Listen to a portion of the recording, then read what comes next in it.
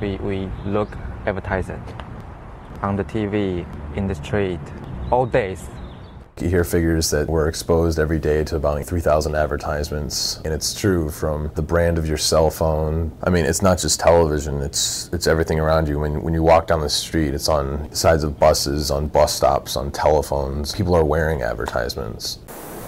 I'm amazed half the adverts work. I'm amazed 80% of them work. It's like washing up liquid ones and what clothes. The ones aimed at housewives, how do they get away with that?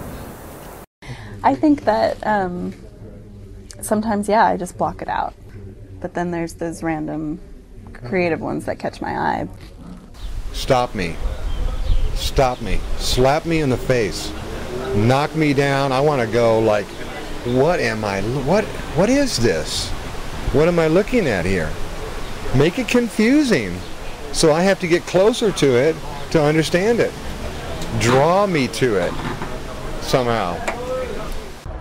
I mean, I really don't think that advertisement these days really works on such a conscious level. Like, I mean, I think that there's probably a very small percentage of a population where they purely just do that. They purely are really drawn in by commercials. But I think the sheer majority of people, it's when you're faced with that decision, and when you're going to go buy skis or whatever. If you just saw the sign or the name, it's the love of familiarity that drives it. And you get some confidence out of a familiarity. I think people do. I don't know. Basically what I do for a living is I maintain websites and do online promotional work. I'll get a design from a senior designer and art director, and I'll basically have to create 20 or 30 different ad units for a campaign that'll drive somebody to a mini site, a promotion, or to a part of the site within our client sites. Yeah. I've considered jobs in advertising, but you kind of like, it's kind of a soulless thing, I think. Well, I'd say the biggest thing and what's impacted me on thinking about like how my job impacts other people or what I want to do is it's like, what are you actually contributing? It adds a lot of noise to people's lives, and it doesn't really do anything beneficial to their lifestyle. But I know a lot of people that actually are really good at selling. They're good at doublespeak, and they're good at convincing people they need what they don't really need. And I'll tell you, that's the name of the game. Yeah, greenwashing is the idea of putting up a front that you're doing something very good environmentally, that you care, that you're compassionate, that you're concerned, when in reality, you're not taking care of the problem that you're proposing, that you're solving, or you're still participating in a really bad way with making environmental problems worse. But you do one or two things that make it seem like you've got your heart in the right place.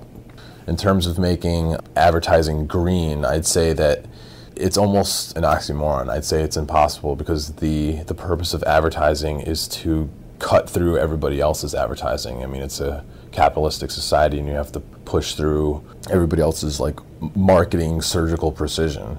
But I don't think you can really have a type of green advertising. You can have advertisements for companies that are green-minded, but I don't think there's a way of being able to have a passive sound advertising campaign. And your company, you may be an oil company, but you are doing something great. It's great. You should be doing it.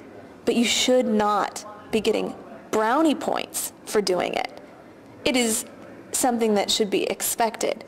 They're still participating in this whole other side of not being environmentally friendly, but they do one or two things that are very simple, and they're kind of ridiculous. Well, the lifestyle, I guess, it's promoting is that you can be beautiful and successful if you only borrowed more. And, well, the whole thing about life just being easy and a pleasure, if you have these like labour-saving devices and such like, I think the image that's being sold is unattainable.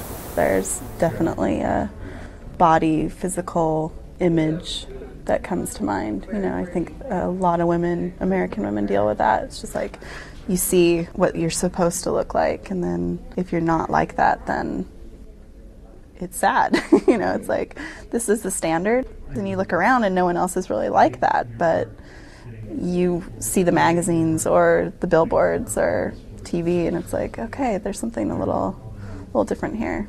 I think that comes up a lot.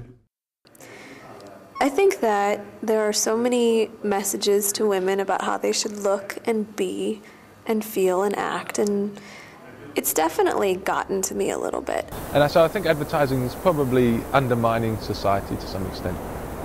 I mean, for me, I think just it's like the constant reality of that when you go into like a Walgreens or something and, you know, you have to buy deodorant and, you know, you're standing there and it's the same price for basically all of them. And for one moment, you actually have to make the decision whether you're a Celtic sunrise person or a baby shower.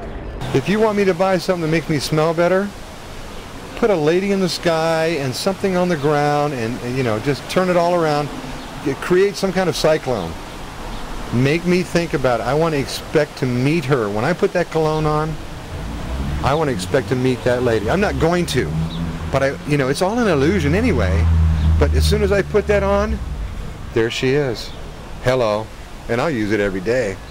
And just being confronted with those realities that you actually have to do that is just, I mean, it's weird, but yet you stop noticing it after a while. Nike, shoes, Levi's, t-shirts, jeans. Do you buy Nike and Levi's? Of course, I'm young people. In Taiwan, every young people have nice shoes, old Nike shoes, old Levi's t-shirt, jeans. Of course. Do you think it's because of the advertising? Yes. Well, you know what? I don't inherently disagree with advertising. I disagree with the way that it's infiltrated my life such that I can't choose when to view it, right? I don't think there's anything wrong with creating a cool ad for the Yellow Pages. I don't think there's really anything wrong with buying commercial time if it's going to be offered. But I'm trying to write an email and things are popping up at me and I didn't ask for them. I'm doing something else. I don't want them there. When I'm taking a walk, whatever, I don't want it there. So I think it has to do with being able to choose when I receive the messages and when I don't. And I feel like I've lost that choice.